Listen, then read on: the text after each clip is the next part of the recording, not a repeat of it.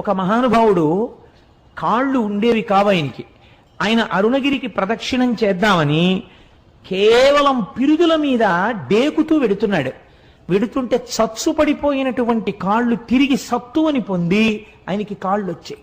అరుణాచల ప్రదక్షిణం, అరుణగిరి ప్రదక్షిణం అంత గొప్పది. ఒకానొకప్పుడు ఒక సంపన్నురాలు తిరువణ్ణామలై రైల్వే స్టేషన్ లో దిగి ఒక పెళ్లికి వెళ్లడం కోసమని తిరువణ్ణామలై వచ్చి ఒక జట్కా మాట్లాడుకుని వెడుతుంటే ఆ జట్కా వాడు ఆ కొండలలోకి అరణ్యంలోకి తీసుకుపోతున్నాడు. ఆవిడ, ఇదేమిటి ఇలా తీసుకెడుతున్నావు అంటే, నోరు విప్పితే చంపేస్తానన్నాడు. భగవానుడు ఇక్కడే కొండ రూపంలో ఉన్నాడు, నన్ను రక్షిస్తాడని ఆవిడ జట్కాలో కూర్చుని అరుణాచల శివ, అరుణాచల శివ, అరుణాచల శివ అని 3 మాటలు అన్నారు. అనేసరికి పెద్ద పెద్ద టార్చ్ లైట్లు వేసుకుని ఒక పోలీస్ టీం ఒకటి అక్కడికి వచ్చింది. దేహశుద్ధి చేసి ఆవిడ్ని కారు ఎక్కించుకుని పెళ్లి జరగవలసిన కళ్యాణ మంటపం దగ్గరికి తీసుకెళ్లి ఆవిడ్ని